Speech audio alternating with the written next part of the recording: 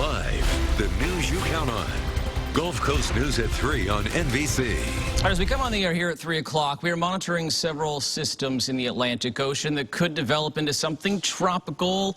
Hurricane Erin moving away from the United States right now, thank goodness. Thank you for joining us. I'm Channing Frampton. And I'm Alex Howard. Let's go right out to our meteorologist, Caroline Castoro. Caroline, now that Erin has essentially moved on, what's coming next down the pipeline? Yeah, there's two other areas for us to watch out there in the tropics, and we did get an update for some of the numbers at 2 that I want to tell you about. So the red area, Invest 90L, this is the one I think we got to watch close because of the high likelihood that it forms into something both over the next 48 hours and the next 7 days at 80 and 90%.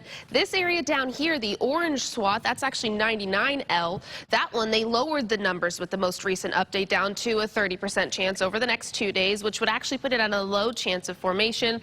But then over the next 7 days, they have it at about 40%, which would give it about a medium likelihood to form into something. The environment would become less favorable for that area down there compared to the red region that we're watching, which could form into a depression as early as tonight or even moving into this weekend. So we're going to be talking about the tropics coming up, but also things are starting to pop up on the radar once again this afternoon. And so I wanted to show you where that coverage is, just in case you're getting ready to go pick up the kids from school, go off to any Friday afternoon plans, or getting ready to leave work early for the weekend. You might run into some rain. So we're going to be tracking this coming up. I'll have what you need to know to get you ready for the weekend forecast as well, too, in just a little bit. Breaking news at 3. Right now, Cape Coral police are raiding 2 arcades on Pine Island Road. Take a look at this video. It shows them moving gaming machines out of buildings and onto trucks. Gulf Coast News reporter Edward Franco is live for us from Cape Coral right now. Edward, you've been watching this unfold for the last few hours. What are things looking like right now? Yeah, I'm out right in front of Giacobbi Island, this arcade on Pine Island Road in the southwest area of Cape Coral. We've seen police out here for hours as they've been in and out, walking out of the front door and the back on 2 arcades and 2 strip malls next to each other.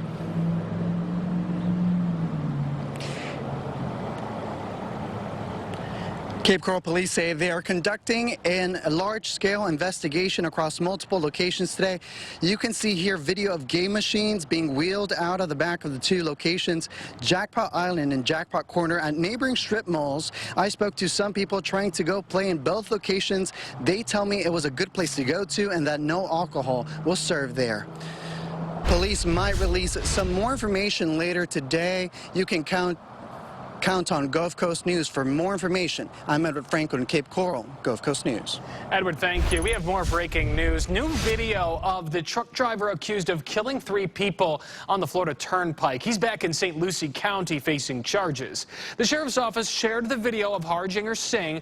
Lieutenant Governor Jay Collins brought him back from California on a plane yesterday. Investigators say Singh turned in the middle of the Florida Turnpike last week. A minivan slammed into his semi-truck, killing everyone inside. The next day, Singh flew to California. Breaking news on the future of Alligator Alcatraz. Take a look at this new video of the detention site in Collier County. It shows no sign of being torn down. From the air, you can see these large tents holding hundreds of detainees, as well as the campers that the workers stay in. Fewer than 24 hours ago, a federal judge ruled that Alligator Alcatraz cannot accept any more detainees. The site has to close in just 60 days. Just hours ago, Governor Ron DeSantis responded to that ruling. I just wanted to say this was not something that was unexpected. This is a judge that was not going to give us a fair shake. This was preordained. Very much an activist judge that is trying to do policy from the bench. This is not going to deter us. We're going to continue working on the deportations and advancing that mission.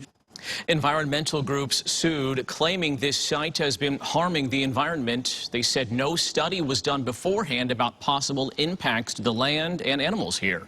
What we saw from the court is not only a victory for the Everglades, it is a victory for the rule of law and for holding government accountable. She recognized the tribe's interests and rights to access our ancestral lands and our cultural sites. Despite the ruling, the plaintiffs said they expect this appeal could go to the Supreme Court.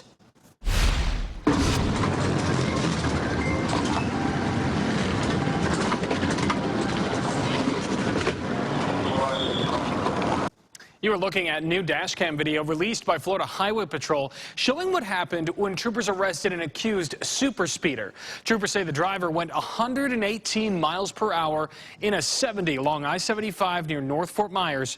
Troopers also arrested his passenger, who had multiple warrants out of the state of Texas. Gulf Coast News reporter Mohammed Abdul-Qawi is live for us along Bayshore Road in North Fort Myers. Mohammed, what else can you tell us about this arrest? Well, I can tell you this, Channing. This happened in broad daylight instead of at night, where you usually see super speeders. State troopers say that this man was going over 60 miles per hour over the speed limit while there were people out and about. It's insane going over 100 miles an hour. I can't remember ever doing that. So I don't know why anybody would think that's a good idea. FHP sent us dash cam video of the troopers stopping Zachariah Sly on I-75 near Bayshore Road just before 7 p.m. The driver got out and got cuffed. Florida Highway Patrol says Slay was going 118 miles per hour. Did he have anything to say, or it's just like, okay, you got me? He had no excuse. There was little dialogue there. And like I said, what is a good excuse? There is no good excuse for traveling that fast on our interstate system. His passenger, who was there for the ride, also arrested. FHP says Stephen Garia had multiple felony warrants out of Texas. Now remember, if you go anything over this 50 miles per hour with this new super speeder law, or 100, it instantly gives you a ticket to jail. Reporting live here tonight in North Fort Myers, I'm Mohammed Abdul-Qawi, Gulf Coast News. All right, thank you, Mohammed. And Collier County deputies arrested a man they say led them on a chase. The sheriff's office says Santiago Torres, who you see here, his license plate tags were out. That's when deputies say they started to catch up to his vehicle. However, when the Collier County Sheriff's Office tried to pull him over, they say he took off. Deputies started following him along Vanderbilt Beach Road and US 41. After that chase, deputies eventually arrested him along 41 near Trail Terrace Drive. Torres and a woman were in the car. Deputies say they tried to lie to them about what happened. But after checking surveillance video from traffic cameras, they say Santiago was the driver. He's now facing charges. And from your Collier County news team, deputies say someone ran off after a person fell out of a Jeep. The crash happened along Horseshoe Drive in Airport Road North by Naples Airport. Deputies say this is not a hit-and-run crash. They haven't shared any other information about who fell out of the Jeep or who ran away. A massive fire has burned more than 42,000 acres in the Florida Everglades. Look at this new video from Broward County. A lot of smoke there. This is just north of Alligator Alley. There are flames and smoke taking over the land here. The Florida Forest Service says the fire is about 30% contained right now. Another major wildfire burned in this same area earlier this week. If you're heading that way, you may see smoke on I-75.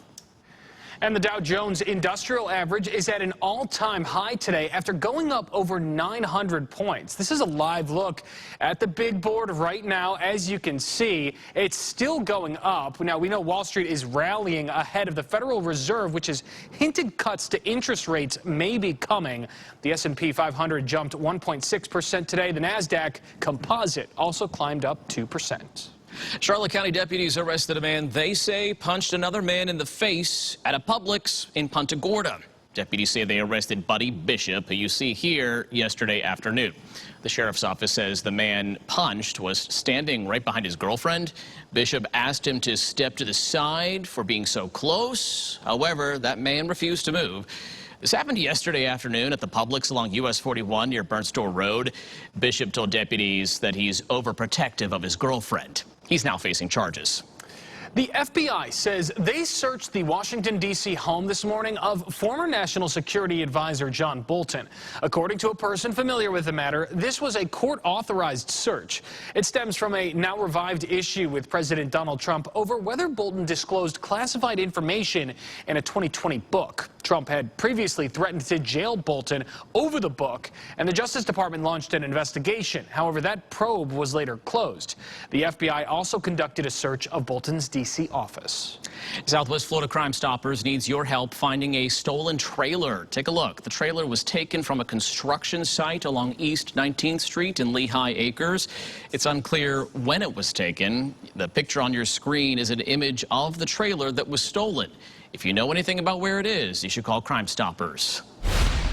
A pickup truck speeds by a stopped school bus while kids are still getting on. Ahead at 3:30, what Lee County deputies, or what Lee County School District rather, is doing to stop this from happening in the future. Flooding and other natural disasters continue to hit hard across the country this year. Next on Gulf Coast News at 3, what can be done to fight against climate change?